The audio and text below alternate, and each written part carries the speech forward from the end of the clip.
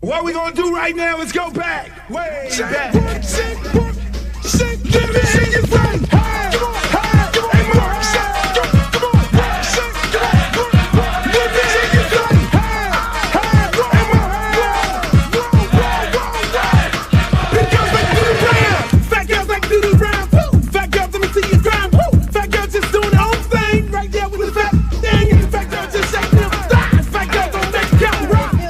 Baby. What's up? I thought you was gonna start hanging out with the big girls again. What is all this trash?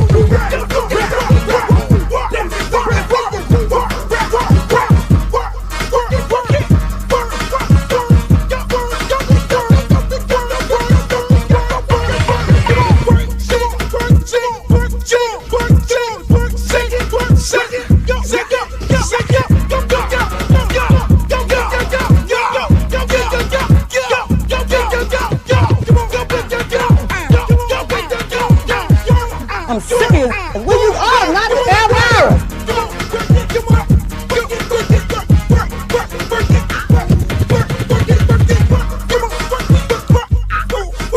Oh, not the Britney Spears. Hey, how you doing?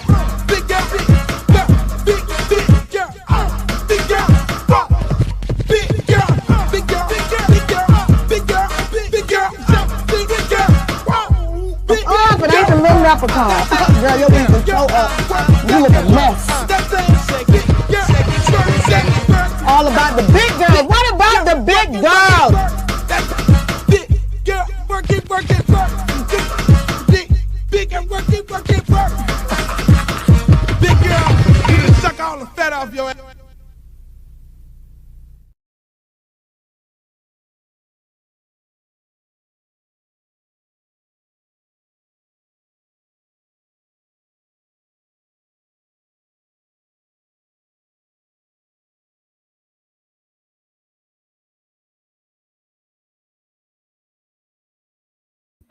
Yo, what's up, y'all?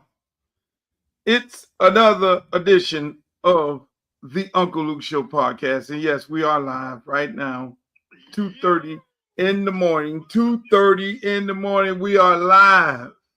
Go tell your friends. I know most of you guys are going to be looking at this on a replay, but the hell with it.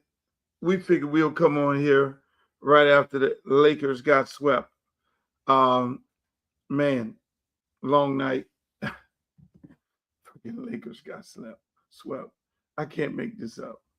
I can't make this up. I mean, I mean, it is what it is.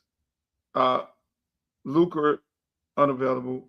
Let me just start the show off because I don't want to even go there. I just want to welcome everybody in the show right now tonight.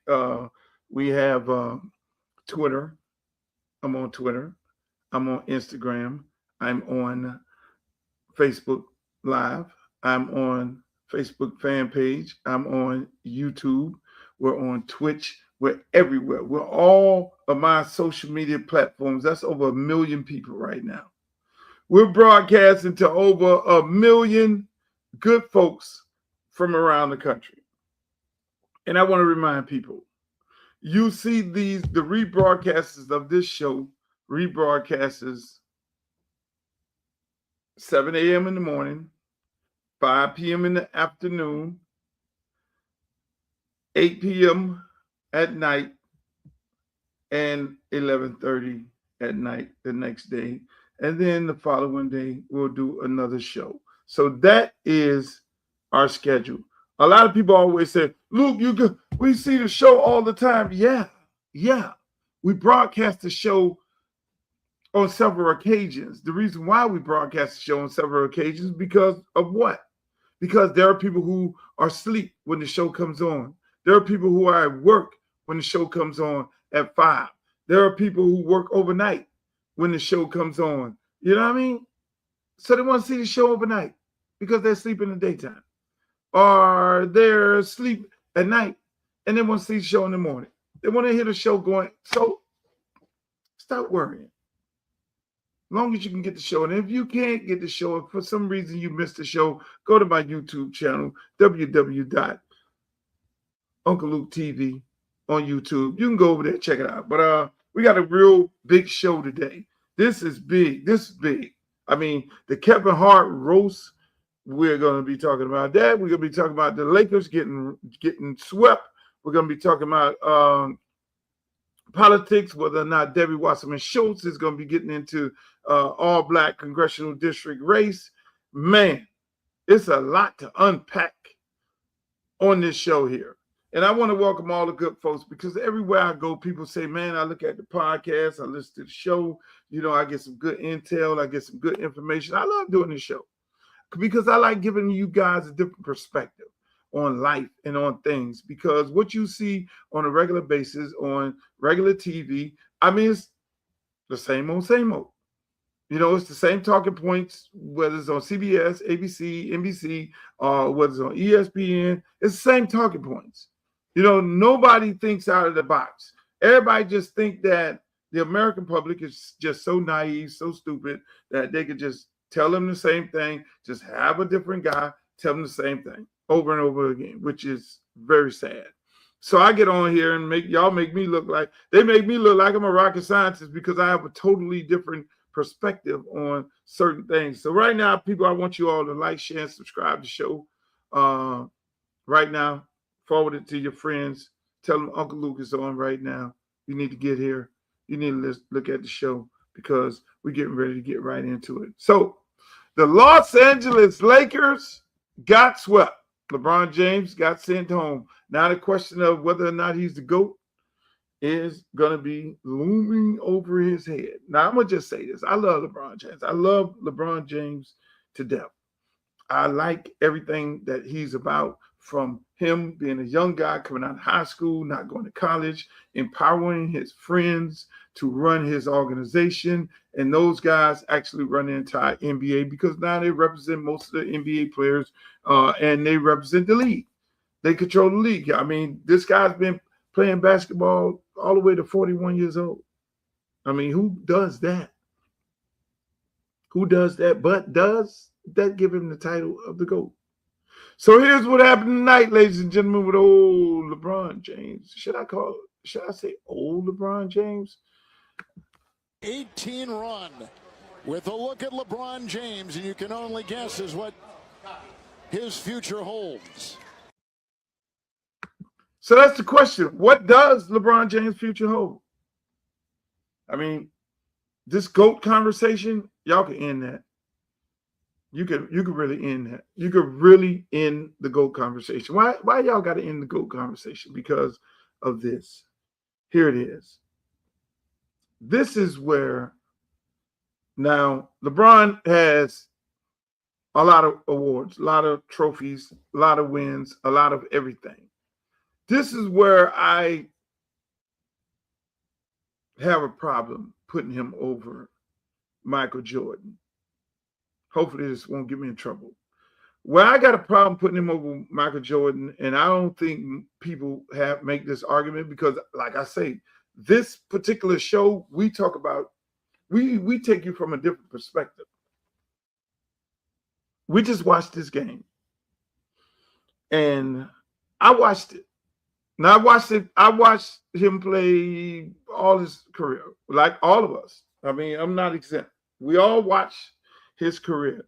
And I've always said this in the crunch time, the last 2 minutes of a game, you know who's hot on the opponent's side because they feed that guy the ball. They feed that the hot guy gets the ball. He gets fed the ball. The difference between him and Michael Jordan and the hot guy on your team, get the fuck out the way. Everybody back up. I got this. There was only one guy that took control of the ball, shot the ball, everybody get out of the way, go four corners, and then lock down the guy on the opponent, the opposing team, best shooter in that moment. Michael Jordan. Mike did that. If you were getting off and it was 2-3 minutes left in the game and you were hot, like I look at the little red boy, he was just shooting threes from everywhere, shooting threes from Inglewood, Broadway, Hollywood. He was shooting threes from you name it. And I'm sitting there like, Brian, you got to go get him. That's what Michael Jordan would do. You got to go get him. That's what Michael Jordan would do. And then you had, if he wasn't getting off, there were SCA getting off. Brian, you got to go get him. Brian didn't go get him. That's where the GOAT conversation starts and ends for me. Now, offensively, Bron is just as effective as Michael Jordan. Defensively, taking control of a game in that moment, and then now, here we go. 110 to 111. I sat there at Twin Peaks, looking at the game, being annoyed by some people. Shouts out to the brother. He was so excited to see me. He was trying to explain to a 25-year-old girl who I was, and she had to go to Google, and the other guy, they were nice and lathered up. They were having so good of a time. Shouts out to them. I forget what his brother's name is. Man, he was just excited. They just kept talking to me. You know how it is. See, I don't drink no more. Everybody get drunk and they be around. See, I used to be able to function when I was drunk because I'd be on their same level. You know, I don't level up when everybody else is drunk, and I'll be like, oh my God. I'm just trying to look at the game, but I love them brothers. I love people who are excited to see me because that is a blessing at my age for people to be excited to see me, want to take pictures with me. I always take pictures. I respect people for that. But going back to the game, SGA got hot, the little red boy got hot. He just shooting threes from everywhere. Brian don't guard him. That was a problem for me. Again, at this time, this age, this day, now they 110, 111. We go down the court. Brian got the ball. I said, oh shit, he getting ready to take the final shot. Ooh, this finna be good. He took the shot. He went, dropped the ball, and then throw a layup up there. Not even a physical layup. Like, for me, that was I mean, go to the whole hard and get the foul or something so we can win the game or go in overtime or something. Didn't happen. So all these young people, include my son, they all want to have this GOAT conversation. Oh, LeBron, because they never saw Michael Jordan play. No, this generation, this new generation, has never saw Michael Jordan play. So they can only look at YouTube videos, look at highlights, and try and compare LeBron James with Michael Jordan. They did not get to see the moment of a crucial point of the game, time and time and time after time. And again, when Michael Jordan went and closed the game out, when Michael Jordan went and guarded the best player, the hottest player on that team, and locked him up and shut him the fuck down. They did not get to see that. You can't see that on YouTube. They would have to really force all these young people to sit in a room and say, okay, at this point, or cut it up from the comparisons between this. They would have to do a versus. They would literally have to do a versus of highlights of the last 2 minutes of crucial games when Michael Jordan and LeBron James played. They would have to really break that down and show that, okay, this game, go. And that would probably last about 3 days. That's what a GOAT conversation. I know LeBron would have to give it up to Michael Jordan. He would have to give it up to Michael Jordan because Michael Jordan, MJ is that guy. You know, MJ is that guy. He's that it. You can't have an argument. But again, you have an argument with 12-year-olds, and the 12-year-olds never seen Michael Jordan. I can understand it. Older people would tell us, Willis Reed, shit, one of them dudes coached the team, won 5 championships, coached the team, and everything else. They'll give us an argument, us who came up in the era of Michael Jordan, but unfortunately, we're able to come up in the era of Michael Jordan and watch Michael Jordan and compare Michael Jordan and LeBron James. So again, sorry for the Lakers. They got swept. The whole bar was they were just rooting for Jordan. Not Jordan, but LeBron. They were rooting for the Lakers. And then again, Luka unavailable. So the GM for Dallas Mavericks, who traded Luka to the Lakers for another unavailable player. All these dudes are unavailable. And in this era of basketball, again, going back to the LeBron Jordan argument, this era of basketball is soft as fuck. I mean, y'all whole life is soft. I mean, this whole new generation, I'm just sorry. I'm just keeping it, but everything about y'all is soft. Y'all don't go in the street and fist fight. Y'all go grab a gun. Y'all don't hand check. Y'all get a foul if that happens. You don't hit helmet to helmet in a football game. That's an ejection. Only thing remotely similar to what it was back in the days is ice hockey and soccer. They still calling the black players niggas. That's the only thing. But this our brand of sports, our basketball, what we all are so proud of, and our football, what we so proud of, that shit watered down. And then y'all have a nerve to want to compare guys who play in the real football league, in the real NBA, to these guys right here. Look what happened to San Antonio. I'm trying to figure out, when are they gonna touch SGA up?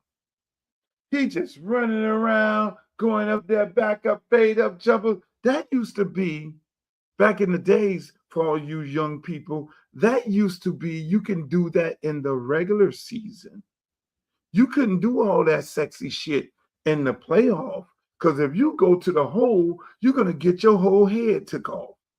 And if you will run around, you're 150 pounds at 6'7", you'll get your ass ran through. You see what they did to Wamby?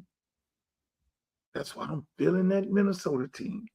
I'm feeling that Minnesota. You see what they did to him? Set a pick, run straight through his ass. Get your bony ass. See, the man is 7'7" or whatever the hell it is. He's sticking bones, so he's shooting a three. He going to the hole. He's doing the sky hook. He's dunking the ball. He's doing all this sexy stuff. That's his strength because he's tall and he can shoot the three and he can go to the hole and all that. So how do you defend that? When he sticks a bone, you got to put a body on him. That's why I'm so freaking glad. Listen, man, I don't look at the NBA until the last 5 minutes. But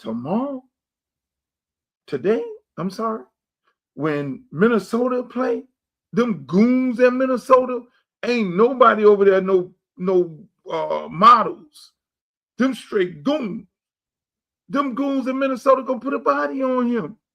And now we're gonna see if Mr. Frenchie can handle that smoke.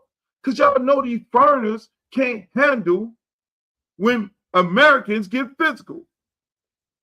Same thing with this boy here in Oklahoma City, the Canadian sensation. Ain't nobody put a body on him.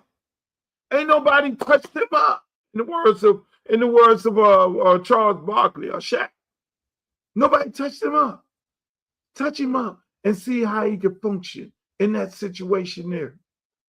But everybody friends in the NBA because everybody represented by the same guy. New rule: agent could only represent one person per team. Now, shit just got real. Why? Say, Luke, why would you come up with that? Because it'll make everybody play. It'll hold everybody responsible. New rule. I got another rule for these tanking teams because you're getting ready to get the lottery going right now. New rule: if your team tanks,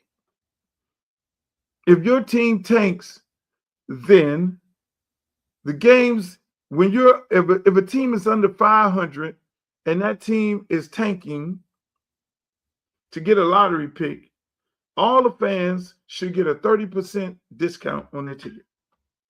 New rule: if the superstar who's getting paid over $100 million is unavailable for that game, the fans should get a 20% rebate, refund. That's what should happen. Season tickets hold the shit. Sue these people. All these people unavailable. Jimmy Butler unavailable. That other boy over there in Dallas unavailable. Luka unavailable. All these people unavailable. Why? And then they fired a man in Dallas. They boo him out the stadium because he gets rid of this guy who he knows is out of shape. And if you're out of shape playing in this kind of NBA, you're going to be unavailable for the playoffs. So he should be commended. He should get extra money after they've fired him. But again, people, this era of, we don't go outside. Hey, man, meet me outside. Let's go. Meet me. Let's go. Let's put our dukes up. We're going to handle this like men. No, we're going to go get a gun and unalive somebody. That's how y'all do it these days. Oh, meet me out on the court. Let's go. Right here. Kobe Bryant. You know how to go down there, slap the floor. Let's go. And then you go run through him. Boom. In his face. Nah, you can't do that. You would get thrown clean out the league. Hand check a dude run through the hole, try and do a layup in the playoff. Knock your whole head off. Flagrant foul. And the referees in the NBA, you guys are horrible. Y'all are horrible.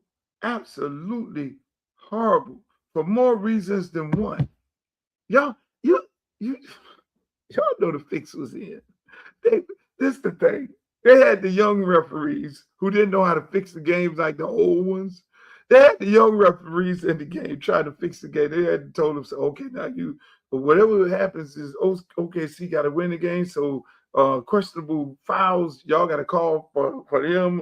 If they flop, You got to call the foul for against the Lakers. They started doing that early, and then they got caught.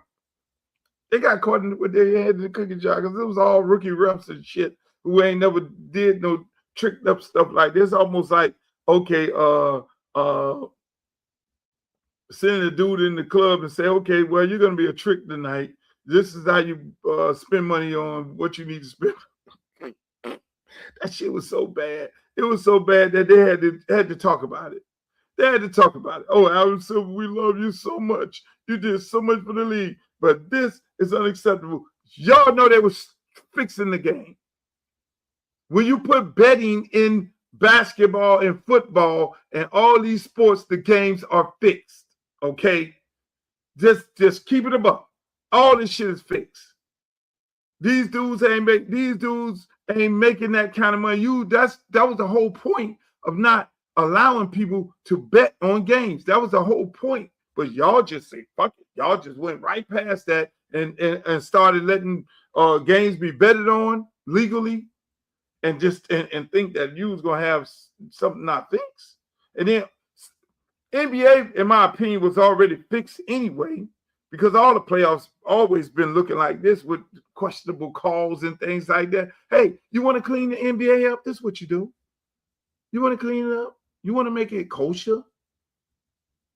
What you do?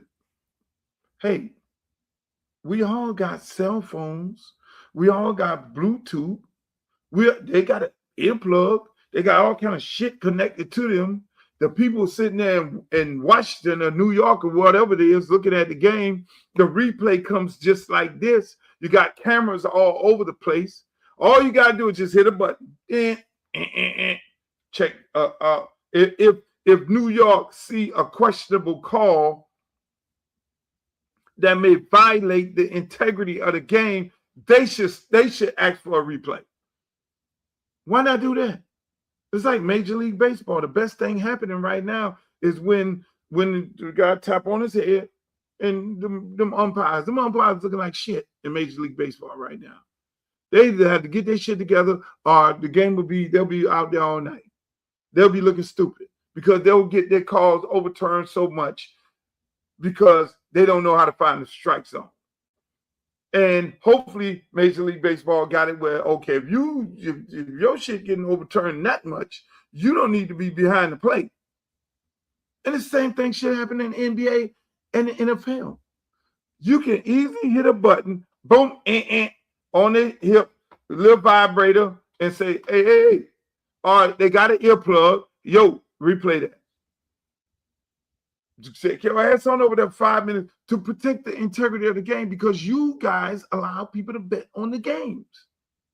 So why do we have to sit up here in this day and age with all this technology and start looking at a game and the whole America is looking at the replay and like, oh, God. And then you got people on TikTok and social media breaking the game down like, look at this. This has to be fixed. Protect the integrity of the game. If Adam Silver and Roger Goodell and all these people are want the game to be protected at all costs, away from all this shady shit and all this betting, do the right thing. I don't see them doing the right thing because it's all rigged, in my opinion. Nobody wants to do the right thing. Everything in this country is rigged. I don't understand that. Here it is, ladies and gentlemen. Check this out right here. I'm surprised they invited me. That's how little star power you have. They had to start inviting your enemies. I said, I hate him. They said, come anyway. Very humble of me to be at your goat roast tonight, Kevin.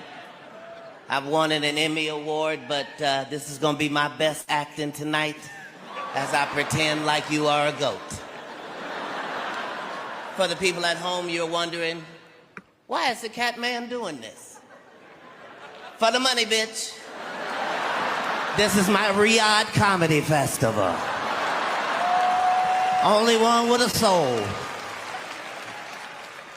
Kevin, you're going to hear some things tonight that you're not familiar with. Those things are called punchlines. Is this dais the best that the industry could put together for dear old Kev? I'm not sure if the Illuminati is real or if this is the junior varsity version, but...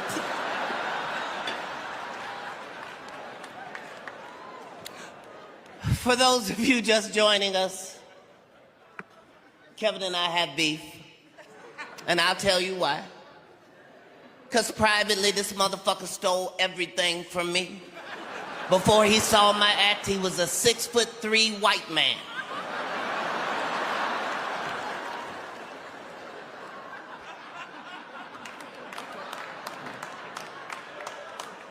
I tried to tell y'all that Kevin Hart was a plant. Because I keep burying him, he keeps springing back the fuck up. Just like a plant. Yes, I said some things I'd like to take back. Some things I said were misunderstood. I did say that Kevin was a Hollywood puppet, and I want to explain that. Because it might not be what you think. I meant that the head of Netflix literally has his whole hand up Kevin's ass and can make him do anything.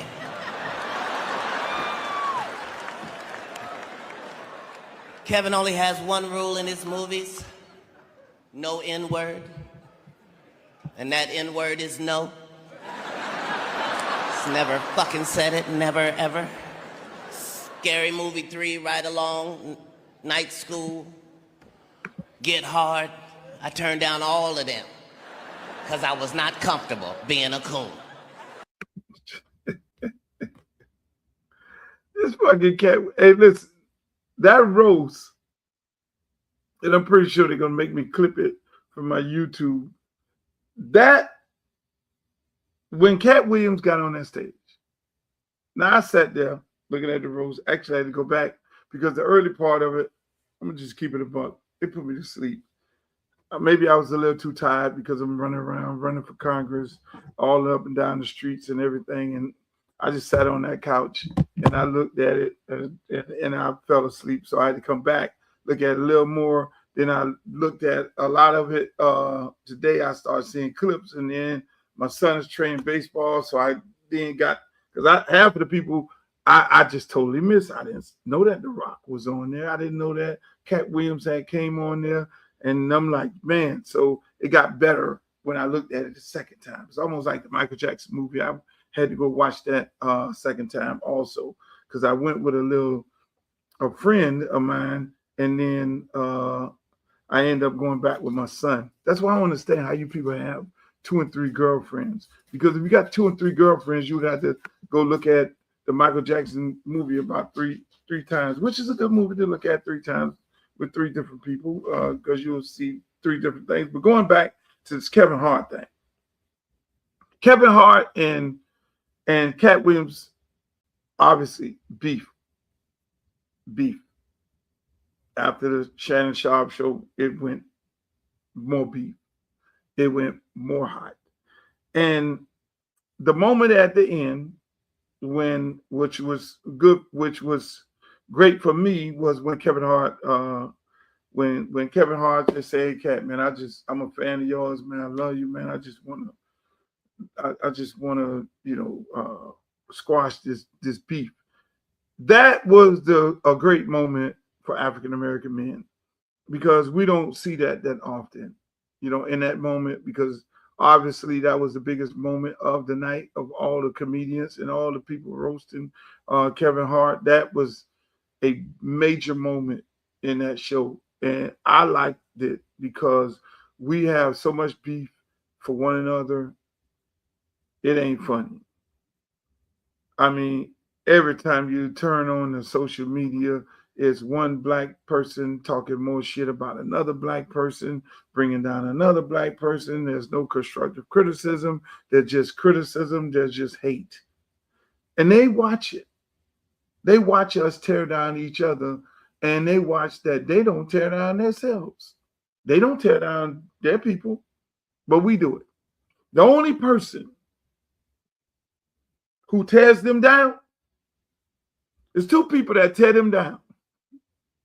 There's 2 people that will go after them that don't go after us.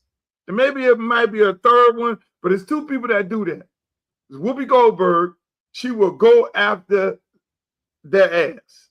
Whoopi is universal. When you turn on The View, she go after. If you wrong, you wrong. Whoopi going after you. Thank God Whoopi ain't never came after me. And that, and I don't like her. The little Candace Owens girl. That Candace Owens, I mean, she go after that Charlie Kirk wife. I just know, in my opinion, Candace Owens was definitely sleeping with Charlie Kirk, because that whole thing there is giving my man, that should have been my man, and you married him, and you ain't shit, and she just dragging this lady down the highway for whatever reason it is. I mean, hey, but my point is, Candace will go after a black person, and Candace go out. We hated her because she talked stupid about George Floyd, in my opinion. And now she's going after this girl. So when you level it off, that's cool. If you can go after white people and go after black people, but if you just focus on tearing down another black person, and we have 90% of our media, 90% of the podcasts, 90% of the what you see on TV is us going after us, and us who go after us don't go after them. You see what I'm saying? And that's where the problem coming in. I mean, I'm looking at people online. It's like Kerry Champion, Stephen A. Smith. Stephen A. Smith is the centerpiece of it all. He's the guy they throw the dots at. When they get tired, then they'll start fighting each other. Then they'll go after each other. Now they go Roland Smith and Roland Martin, and then it goes Stephen A. Smith, Roland Martin, Kerry Champion, Jamel Hill. My other girl, she'll jump in there every now and then and go after, and then everybody go back at Stephen A. Smith. I don't know. I guess that's what we're doing right now. But we ain't going after them. Is it all a distraction? Is it really a distraction that we sit up here and tear down each other? It might be a part of the plan. A lot of these people may be plants. Because if we put as much energy into tearing them down and bringing us together as we put into tearing each other down, God damn, ooh, we would be something special. We would be a force to be reckoned with.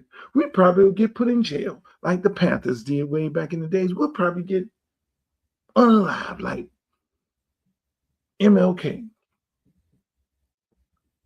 Because we would have then beat the system.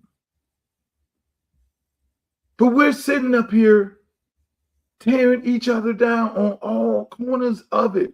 Sports, entertainment, politics. We just go out. It's like we just make it a norm when it comes to us that you have to go after another black person. That's why when I'm in this congressional race. So they got this white woman. I'm going to get to her, Debbie Wasserman Schultz, this career politician who never did nothing for black people. Trying to run, get ready to make an announcement and run into the black race to divide the black people. That's a whole nother story. I'm going to get to that. You know what I did? They were like, Luther, you need to run against her head up.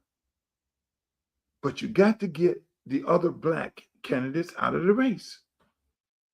So you need to convince them to get out of the race. You know what I said? I'm not calling not one black candidate in this race. It is their right. Because again, the only person in this race the protector of the Constitution, even though that lady who's trying to get over here into this race, I'm going to get her in a minute, I would not be in violation of the Constitution to tell them to don't exercise their rights to run for public office. Yeah, it would be the greatest thing in the world. Okay, me and her go head up in the Black District where we'll eliminate that thing of divide and conquer. And I'm sitting there and me and her going at it, and my 45% African Americans against your 20% white people that you think you expect to go get, and all of them ain't necessarily finna go vote for her. That would be an even race. That would be an even race. That would be me kicking her ass. But she's getting in the race, assuming that we all going to get a little bit here, get a little bit there. She's going to get all the white voting, all the Hispanic vote. That's what she thinks. If we put all of our energy into tearing down the enemy and coming together, we only come together when it's time to riot. Oh, shit. Let me get some water on that. When a police officer unalive an innocent black man, that's when we come together.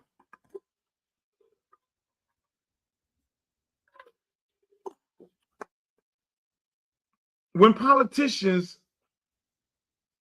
unalive and take our way of life away from us, divide us and conquer us, why we don't come together then? Why we don't come together when it's time to own something? Why? Why we don't come together when Mississippi, Tennessee, Alabama, Louisiana, all these SEC states who got these big time Mississippi and Mississippi State and LSU and Alabama and Auburn and Tennessee, all these. Why we don't come together and say, you disenfranchise African Americans, taking away congressional representation, our right to vote, on a person to represent us. Why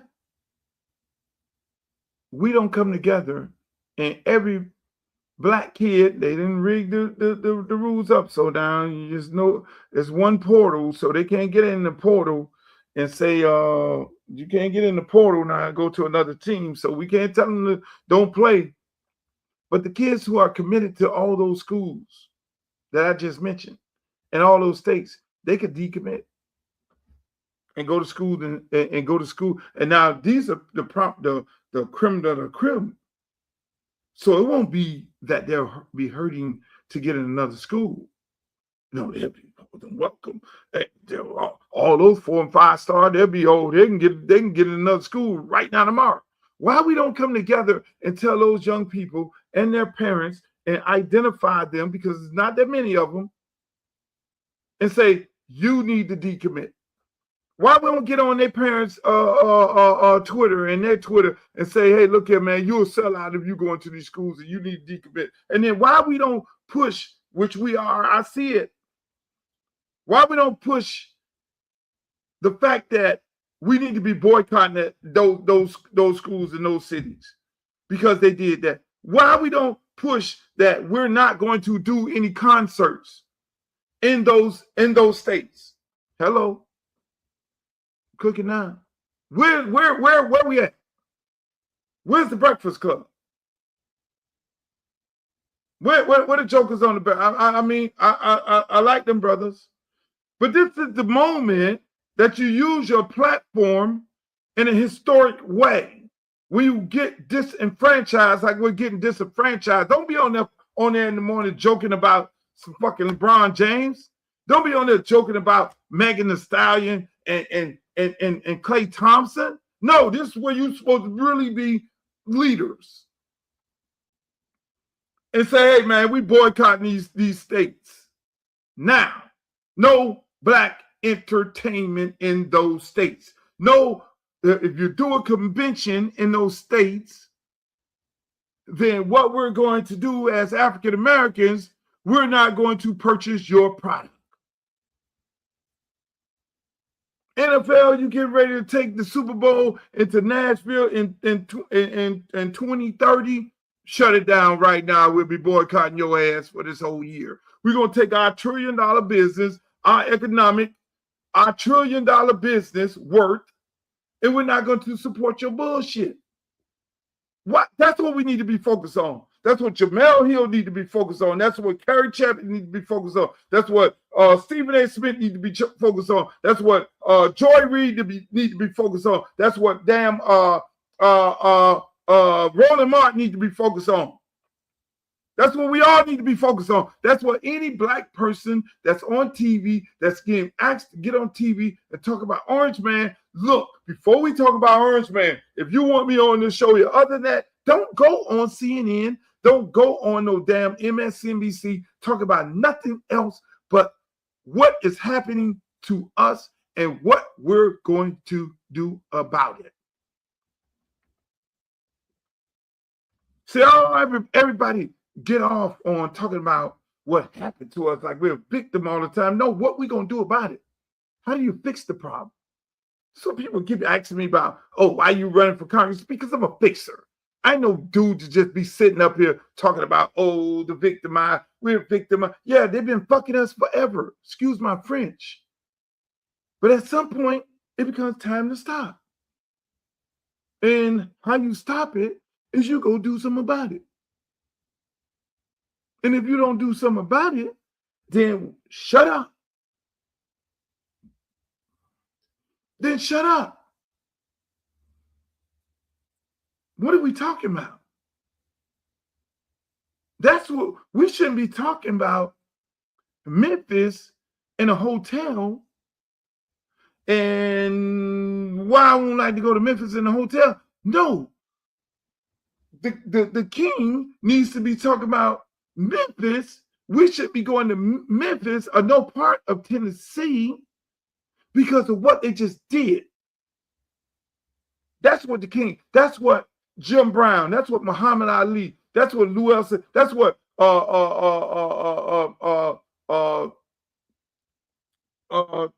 Abdul-Jabbar and all them brothers in sports and entertainment, and they sat up there at the table. You saw that picture.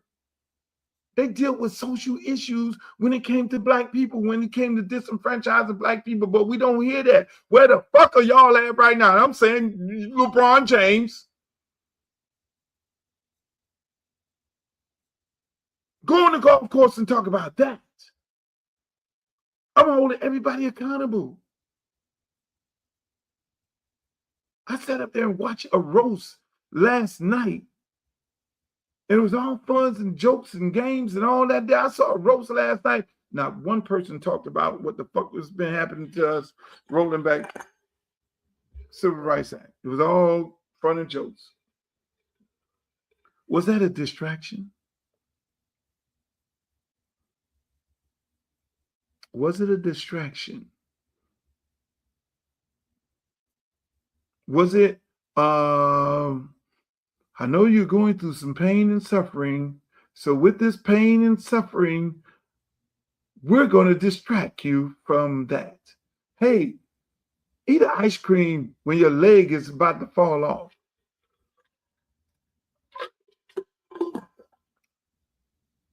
Don't talk about that. Because we may lose all those states in the audience.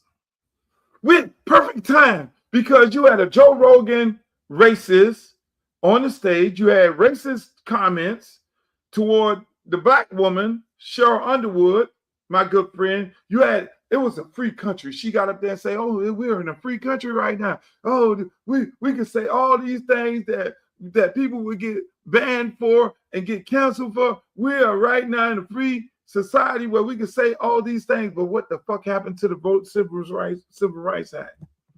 The 1965 Civil Rights Act.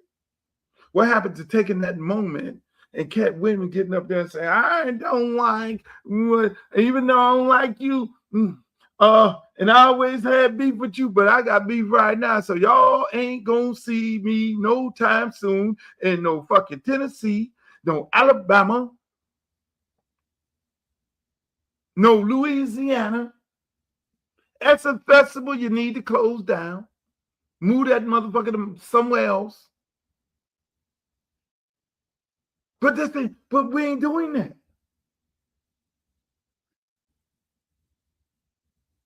Why we ain't doing it? Why we not there?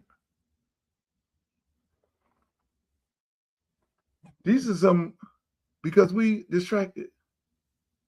They got the clips of Katt Williams.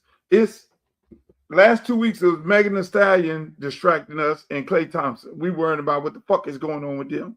While they going to the Supreme Court rolling shit back. All y'all sitting up there talking about, yeah, Klay ain't shit. Oh, Megan ain't this. Oh, Klay ain't this. Oh, this one dude who's supposed to shot her getting out of jail. All y'all was fixated with that, while these people was going to the Supreme Court rolling back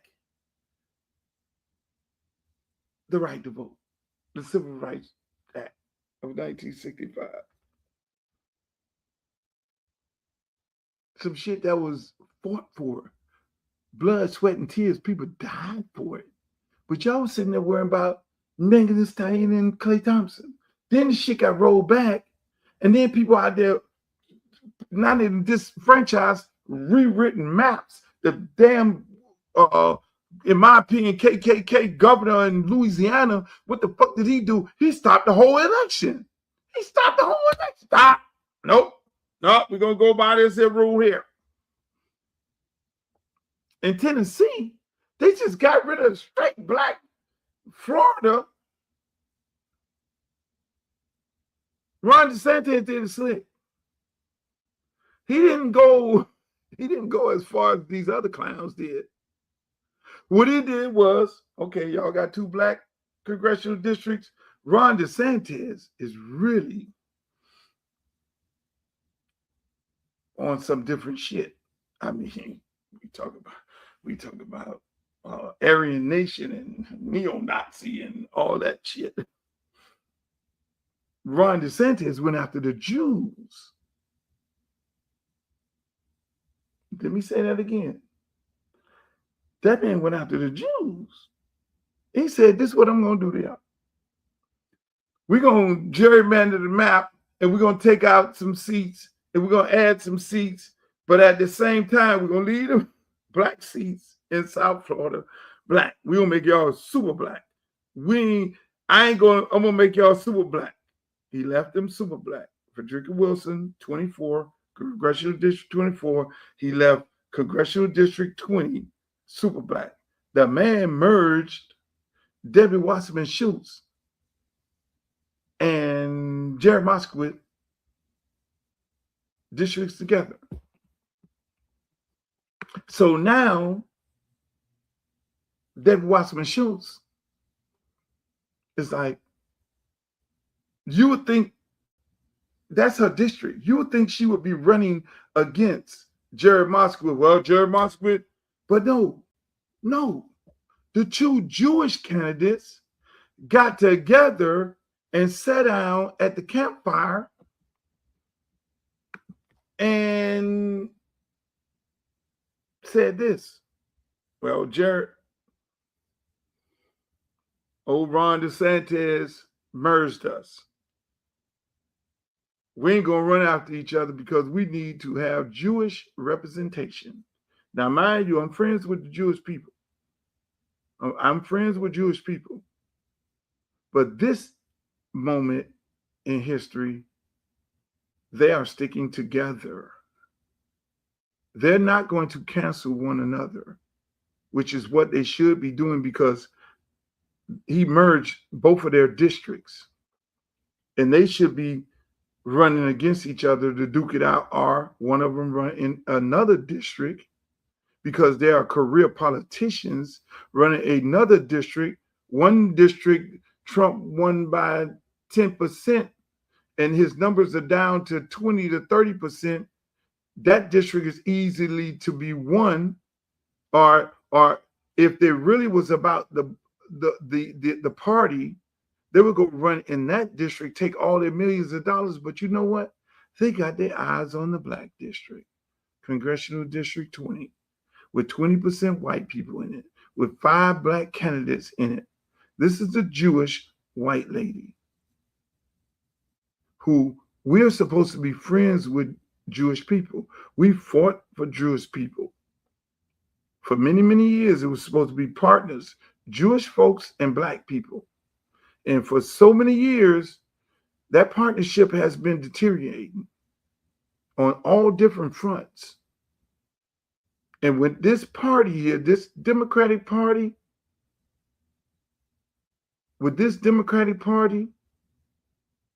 they've had control for a very long time, and we have still been suffering since 1965. We still have the same issues, affordable housing. They don't have an affordable housing issue. Education, they don't have an educational issue. Small business loans, they don't have a small business loan issue. They go to the bank and they can get loans and they can get with good credit. The list goes on. They have access to health care. They have security. We don't. We're still begging and pleading for the same things that we've been begging and pleading for since 1965. Matter of fact, in 1965, we were better people. We were better off because we owned our own neighborhood. But you know who came in our neighborhood and became the slumlords?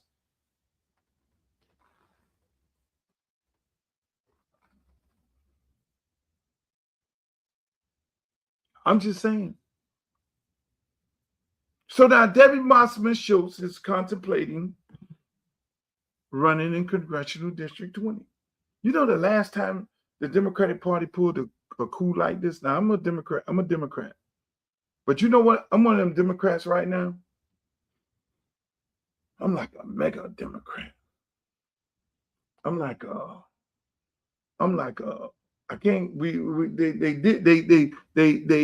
unalive BLM. They unalive Black Lives Matter because Black Lives Matter, if what that movement was going to be about, it was going to be similar to MAGA taking over the Democratic Party. Black Lives Matter was going to be MAGA to the Democratic Party, but they got rid of that. Democrats and Republicans. Not necessarily the Republicans, but the Democrats are the ones who got rid of Black Lives Matter because Black Lives Matter would get ready to mobilize and bring Black people together. And it was so many white people that came together with the Black issues and all that there, and they stopped that. They stopped that movement. Unlike the Tea Party, and then Trump came in and said, fuck the establishment of the Republican Party. I'm taking the Tea Party, put it on steroids, and call it the Mega Party. I'm gonna rebrand the Tea Party because the Tea Party had went rogue on the Republican Party. See, again, this the rapper who don't know nothing about politics.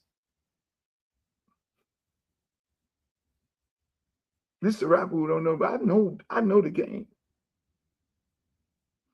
We have more racist, white nationalists in the Democratic Party than in the Republican Party. I said it. We've been used and abused. It's like they ask us to come to a party and tell us we can't eat. Hey, Black people, come over here to this Democratic Party.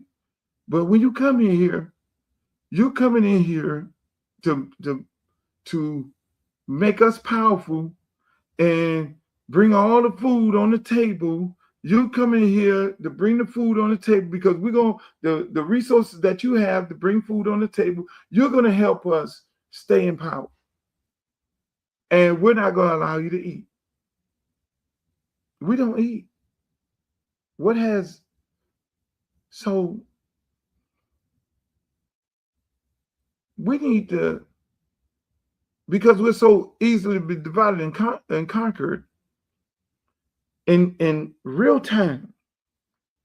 In this day, this lady, Debbie Wasserman Schultz, if she decides, which all indications is she's going to do it, because she's, in my opinion, a narcissist, because it's about her. It's not about the party, because if it was about the party, she would run against the seat that Donald Trump won by 10%. She would go take a $2 million, $5 million of union money and go over there and try to win that and do it for the party. But yet and still, she's going to try to come over here and divide Black people and conquer them. All she needs is, in her opinion, all she needs is 30% of the vote. One white lady in a predominantly Black district, 45% Blacks, 20% white, 15% Hispanic, 5% some other. That's what you got. So isn't that's the Democratic Party doing the same thing that the Republican Party has been doing to us for the last 2 weeks?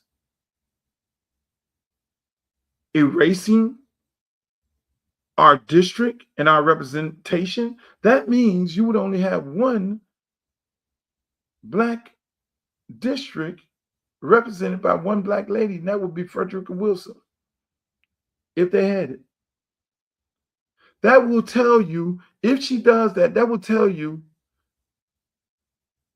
that the Jewish people in politics don't give a shit about Black people. I'm sorry, I hate to say that. I hate to say that. But white people can make a difference in this race. Black people can make a difference, because Black folks in this race are going to have to say, are going to do something for the first time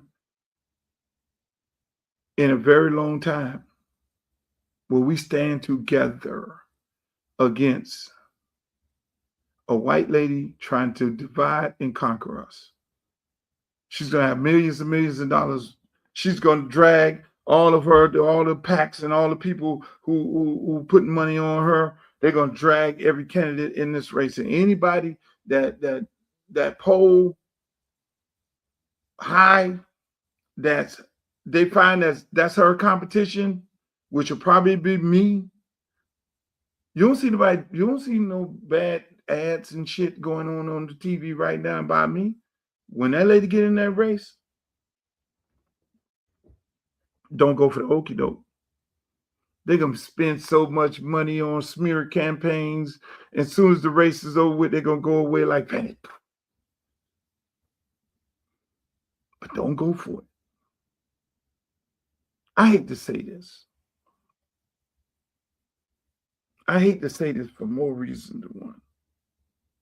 Donald Trump. This is some Donald Trump shit. Real talk.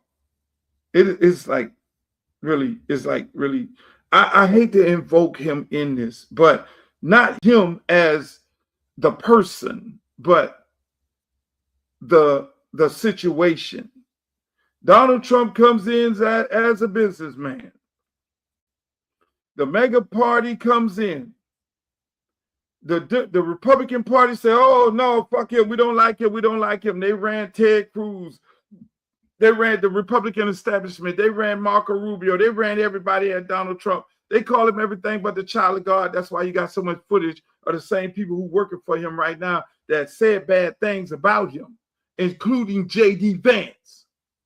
Oh, he's this and he's that. He's that. He's not this, because they were trying to get rid of him. They ran attack ads against him. It's the same thing. The businessman, the guy coming from out of the norm, out of the way, but those mega people and the Republican Party people they stood tall. They stood for him because they want to change. Now, whether I don't agree with no part of the change that they had, but them people stood tall. And this is the time that it's the same thing. I'm a businessman coming into a career politician race. You got Sheila, who's indicted, who resigned running. I don't know why. You have Dale Holman, who runs in every race, is running. You have two other people who just run all the time, and these are career politicians. And me, the businessman, with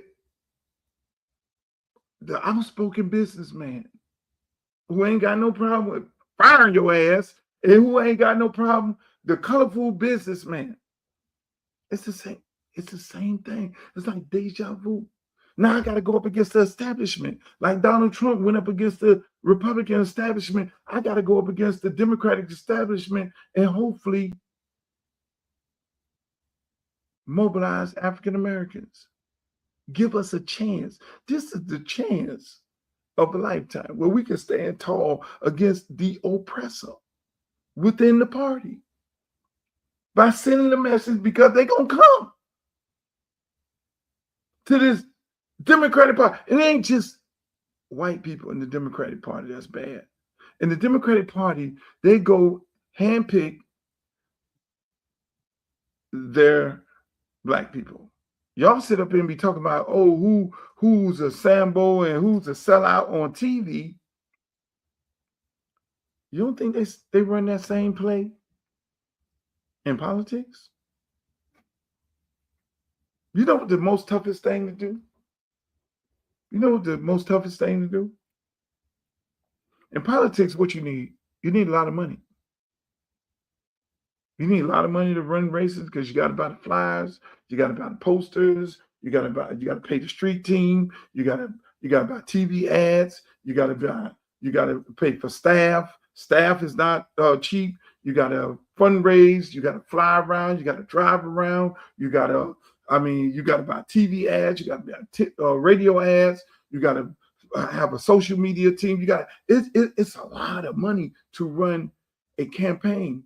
But you know who don't spend money in political campaigns? It's black people.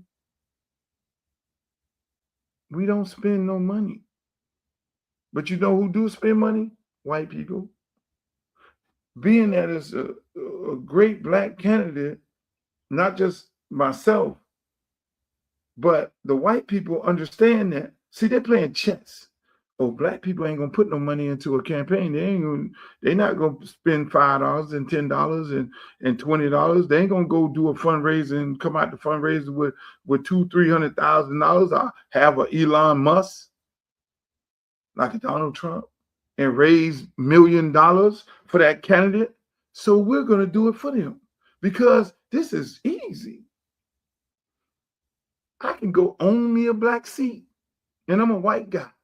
Because I'm going to put my money on the candidate that I can control, because I know his people are not going to put money on the other candidates.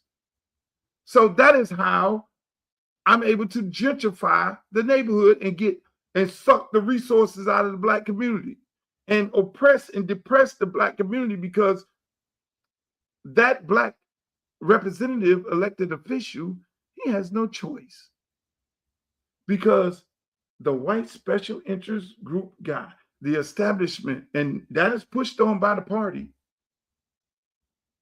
we can control them. So he walks around like this, and all of them look the same. They be dancing all on the video and smiling and kiki.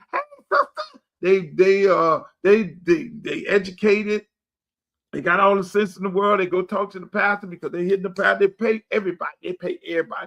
Any community activist, black, they pay them. Hey, here you go, $1,000. Shut the fuck up. Here you go. They pay the poll workers. They pay everybody, because that man is giving them the money, because he's essentially buying a black seat.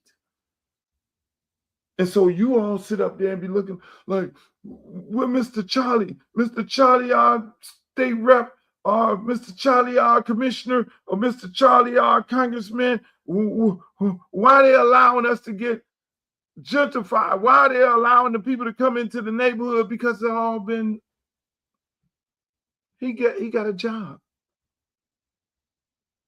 They found him. He was handpicked. He was the same guy who was handpicked to put black people on the slave ships. You got to get a colorful guy that all of y'all like. And what does he do? They go get him and they say, come on, hey, you can go, we're gonna prop you up. Think about this.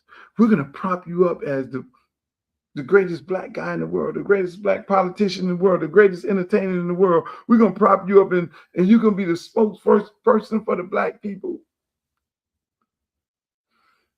And you're going to see when there's a problem and you need to say, Colin Kaepernick, shut the fuck up, and there's a black issue that's affecting our bottom line, then you're going to be the guy that go pray right out there and you go shut it down.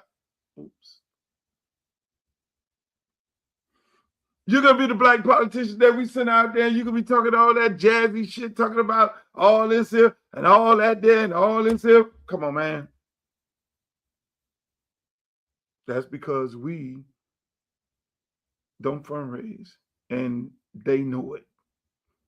They know that African Americans do not fundraise well. They know African Americans do not contribute to their candidates' race. They know they won't send them $5. They won't send them $10. They won't send them $50. They'll go take that money and go to the club and buy a drink, and they'll take that money and go to the strip club and throw it in the air, essentially throwing their kids' future in the air, gentrifying their neighborhood, which is a very sad thing. They know it. They know it. That's why they go buy our seats. They buy our candidates. They handpick them. They have no respect for us. That's why sometimes they say stupid shit. We're like, oh my God. And they take one of the ones who they bought and paid for to go and put a muzzle on it.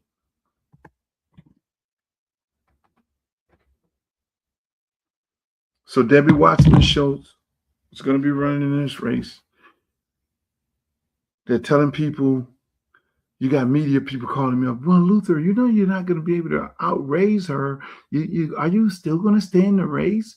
Because she's going to come in with all this union money, $2-3 million and all this. I say, look here, man. I told one reporter, I said, look here, man. One thing about me, I don't run for no fight. I started a record company out of the trunk of my car and made it a multi-million-dollar business. Right now today, I got artists that are multi-millionaires. And through my record company, I was able to start a youth football program that generated multi-millionaires. I got it from the dirt, from the mud. It ain't about money. It's about sweat equity. It's about getting my ass out there and getting the mess. So you can't call me Mr. White Man. You can't call me Mr. Defeaty. Ain't none of y'all could get on the phone to discourage me, to put a seed in me. Do you know who you're talking to? You're talking to the dude who fought Roy Orbison in the entire government with one lawyer, all the way to the Supreme Court, fighting for free speech, the constitutional right for us to be able to say what we want to say, when we want to say it, how we want to say it on a record for parody, whether it was protected by the First Amendment, and all the rights in my case is being used all day for intellectual property? Really? With one lawyer? When they say, do you know it's going to cost you millions and millions of dollars to go to the Supreme Court because you're going to have to go to so many different district courts of appeal? We did that. And the first person to make a campaign donation to my campaign was my lawyer, Bruce Rogo, a white guy. First guy to make max out campaign controversy because he believed in me, just like I believed in him. And we did that shit together. So am I scared of a fight because it's about money? Wrong guy. You talk to the wrong guy. Started a record company. We had a DJ group. We only had 2 speakers. And we built it from the mud. 2 speakers, 4 speakers, 6 speakers, 8 speakers, 16, 48 concerts, teen disco concerts, concerts in the park, concerts at the Miami baseball stadium, concerts on Hollywood, not Hollywood Beach, but Virginia Key Beach. Really? I get it from the mud. Ain't no money discouraged me. So they could stop calling. I actually had people who was affiliated with the Democratic Party that was volunteering in my campaign. They hopped off. Oh shit, Debbie is getting ready to run. Black people traditionally, we're not going to be able to raise as much money. Money? I don't give a shit about no money. Money ain't never stopped me. If money would have stopped me,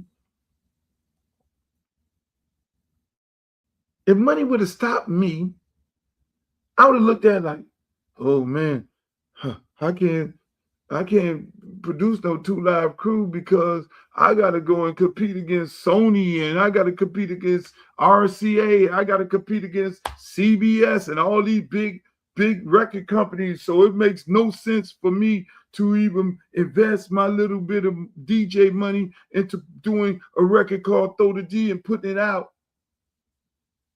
No, I sold one.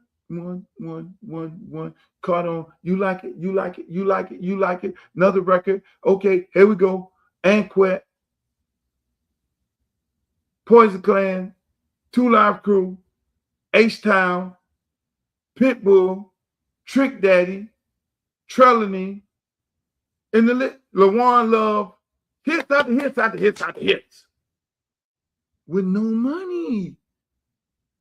With no big machine, with no people from the mud. You got the right one. And I had to go back to this Donald Trump, man, because Kamala Harris had 3 times as much money as Donald Trump, and she lost. Hillary Clinton had 3 times as much money as this man, Donald Trump. She lost. And they are what? Democratic establishment. Debbie Wasserman Schultz, hop on hot ass in this race. The Democratic Party. This will be the change that we are expecting to happen. It will happen in Broward County. The establishment, the Democratic establishment, as the stronghold over us Black people, with the establishment in this party, we're going to send a message. I'm betting on Broward County. I've been living in Broward County for 15 years. I am betting on the Black people of Broward County to make the right decision. I'm betting on them to then go back at the kitchen table and say to themselves, we see what this white woman, Debbie Wasserman Schultz, is trying to do. We see what the Democratic establishment is trying to do. We're going to sit at the table and we know the individual that can fight for us. And we're all going to be saying the same thing. when a police officer unalive an innocent black man, we're gonna take it the same way. No, we will not be divided, and we will not be conquered. And when they had those protests, white people came along too. Hispanics came along too. And the white people in this district, I have faith in them because they know damn well they've always been represented by African American in this district here. And for her, and if she try and do that, to come in here, that would be a slap in their face. And a high-stake gamble.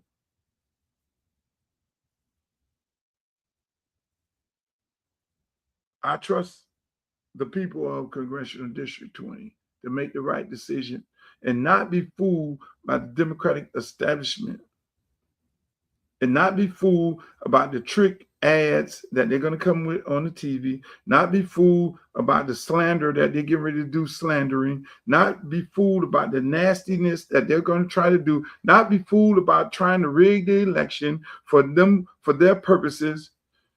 Send that woman a message. You need to be running against a Republican, or you need to be running against Jared Moskowitz for your seat. What you're doing is you're trying to divide this community.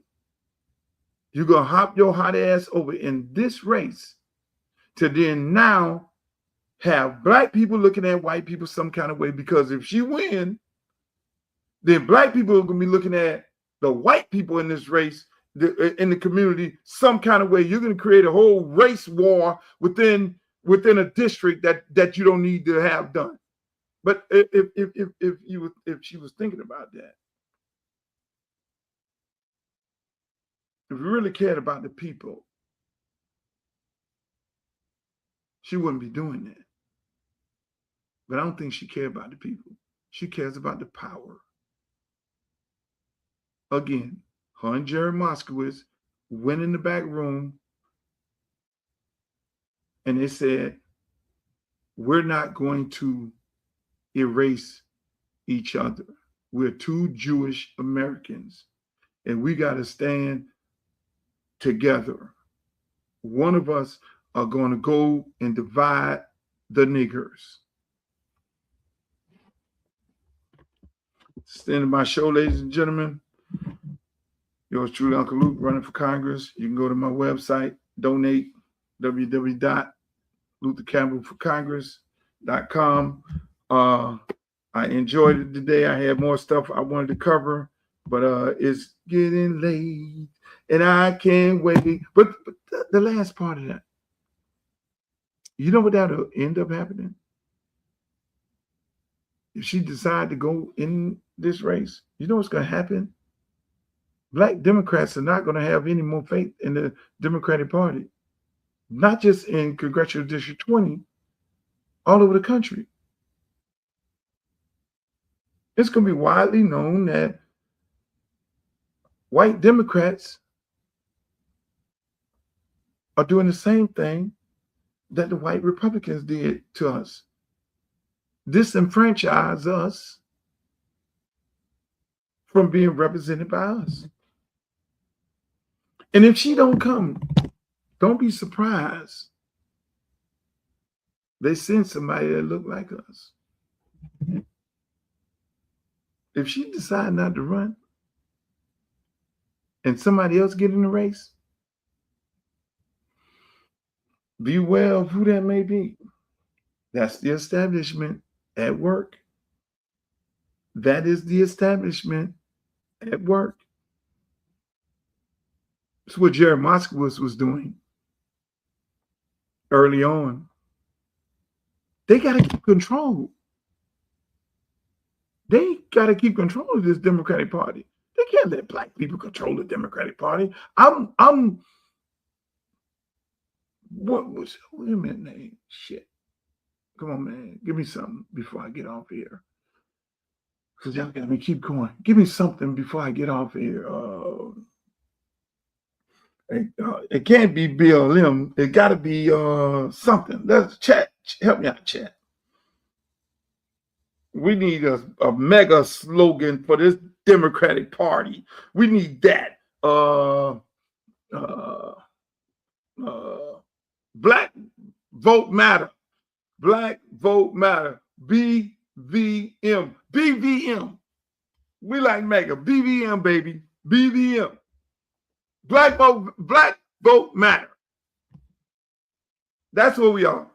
Y'all go. I done said it on here. Y'all can go and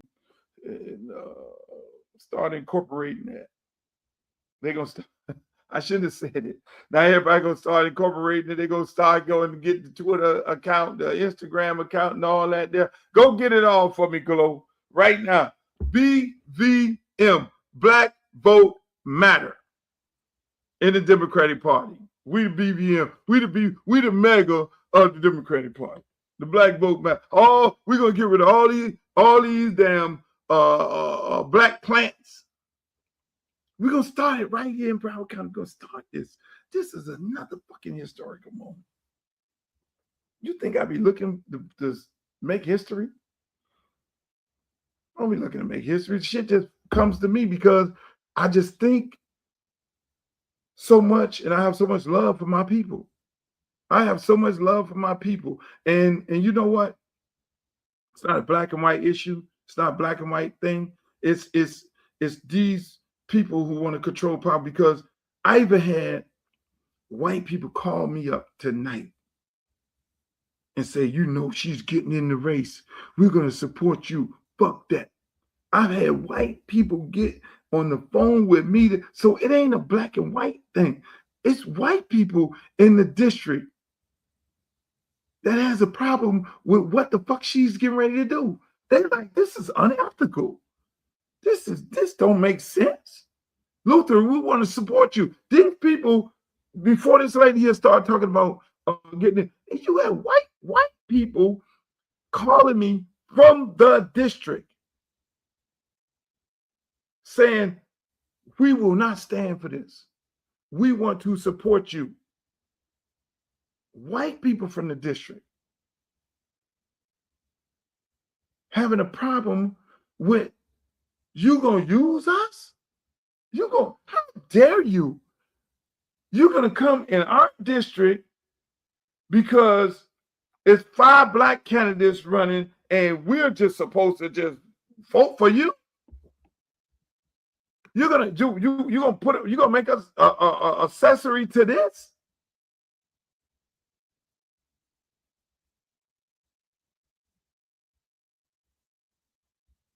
Look at this. After this recent Supreme Court ruling are poised to eliminate black seats across the South, Debbie Wasserman Schultz should not help them do it. Debbie Wasserman Schultz is attempting to carpetbag her way into replacing black political representation in Florida's 20th Congressional District. Established in 1992 under provisions of the Voting Rights Act, black Floridians were able for the first time since Reconstruction to elect a black political representative to Congress. And for the last 34 years, that's how it's been. Debbie Wasserman Schultz has also been in office since 1992, and in that time, we have seen the collapse of the Florida Democratic Party under her watch. What gives Debbie Wasserman Schultz the right, after presiding over these failures, to sidle on up to the safest Democratic seat in South Florida? And why does she think she's more entitled to this seat than the many qualified black candidates that have been running for it since the election began? Wasserman Schultz is testing the waters with polling and a congressional town hall scheduled for this coming Monday. We need to make it clear, a white incumbent with $2.5 million in their campaign war chest, funded primarily by the same corporate PACs that have made voters lose faith in the Democratic Party, is the last person that black Floridians deserve representing them in the 20th District. If Debbie Wasserman Schultz believes so strongly that her brand of corporate centrism is the recipe for Democrats to win tough races, then she should prove it by running to flip one of these new Republican-tinged districts. Did I not say the same thing? It's a white guy. White people are appalled of her with the attempt of her using them. This is the Democratic Party. These people are saying, how dare you come in this race white people are disgusted by this.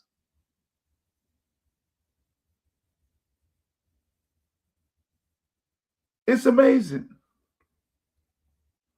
Look at this. Look at this.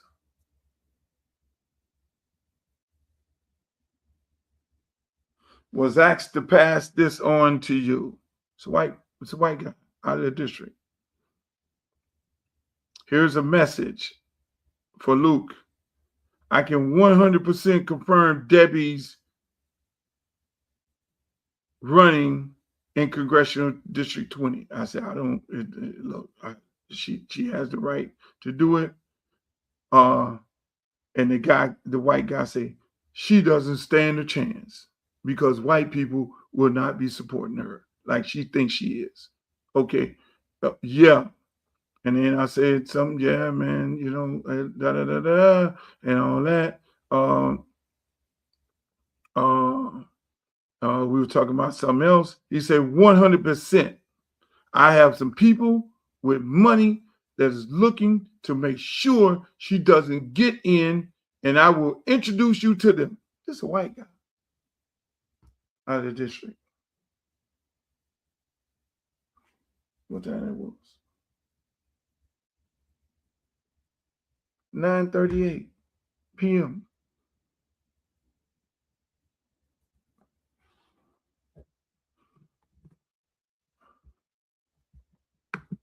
Was the party leader. She was the head of the DNC during the 2016 elections. Okay.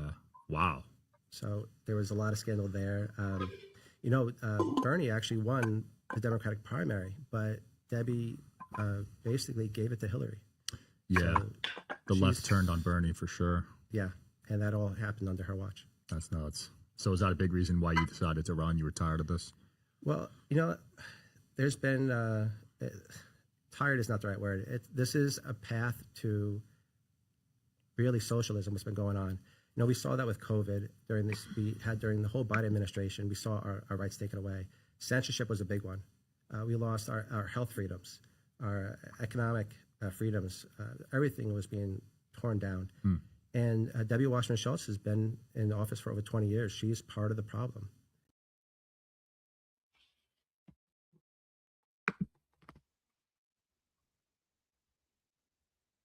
This is the lady who think white people are just going to run out there and vote for her. This is the lady who thinks she's going to go and buy all the pastors. This is the lady who thinks she's going to go in the Haitian community and buy them all. This is the white people. These are white people testimonies about her. Don't get me started on the Bernie Sanders thing. You know something? They did the same thing with Kendrick Meeks. When he was running, he was a congressman and he was running for Senate. And they didn't want him to be the senator. So they went and told Charlie Crist to change his party affiliation to, he was independent, he was Republican, he was a Republican governor of Florida, and then he wouldn't change the independent, then he didn't change the Democrat, and then they told Hillary and Bill told Kendrick Meeks to go sit down somewhere and let him run because they didn't. That's my show, ladies and gentlemen. We're gonna stay on this. We're gonna ride this thing all the way down. We're gonna ride. We gonna listen, man. This is gonna be a moment in history where black people and white people and black people stand tall. Because I'm betting on Broward. I live in Broward. I'm betting on the African Americans in Broward, and I'm betting on the white people, and I'm betting on the Hispanics in Broward to not allow this lady to divide and conquer us. All right. That's my show, ladies and gentlemen. I enjoyed it. Make sure y'all check me out every Monday, Wednesday, and Friday. Every now and then I go a little off on days. We repeat the show Every day the show comes back on. It's a repeat. If you can't catch the repeat, you want to go to YouTube, you can go to the YouTube channel and see the show in its entirety. Shouts out to all my people on Facebook Live, all my people on YouTube. That's Uncle Luke TV. Facebook, that's Uncle Luke. Twitch, and over there on Instagram and X, the same name, Uncle Luke Real One. Hey, look, man, I love it. I love the show. I love you guys being here. Listen, man, we did this show in the wee hours of the morning. We did this show in the wee hours of the morning. That's how committed I am to giving you guys a show. Now I got to go to sleep for 2 hours, and I got to get up, and then I got to go run a campaign. I got to go run a business. So I'm committed to giving y'all the shit, man. I'm committed to giving it to y'all. I'm happy that y'all hung in there with us tonight. But like I say, we repeat the show every day, 7 o'clock in the morning, 5 p.m. Then we turn it back around 8 p.m. And then we repeat it again at about 11 p.m. at night, and then 2 o'clock in the morning for the truck drivers. Yep, we love it. Hey, again, I want to thank you all for the show. Make sure you go to my website, my congressional website, www.Luther for Congress. Hey, man, spend $5, $10 on the campaign. Put some money on your boy. Every dollar counts, and we love it. And for all the people who have made campaign contributions, we appreciate you. We still had a little contest going on where people can go to my website. If you live in the district, I will bring you a sign, and I'm going to start doing that over the weekend. I'm going to start taking out signs to the good people in the district. You know, I got quite a few people that want me to bring signs to their house, but I'm going to do that.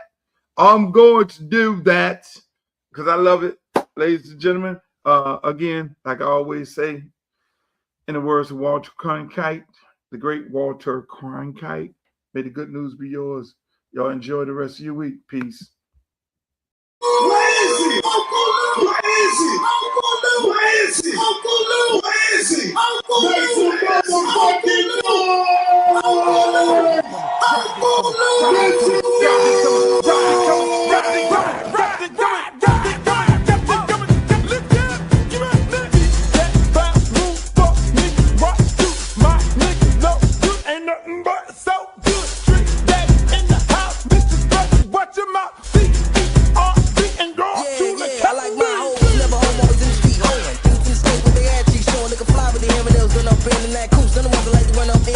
Like the big booty hoes, cute faces. Let nigga hit it on the first day basis. Niggas fake bitch kick game straight. X no down with the diamond name face on. When the path is set with diamonds glaring. Keep a nigga staring when you're wearing down a Karen. Or skipping shit to keep a nigga looking at you. When the bunk says you can show off your tattoo.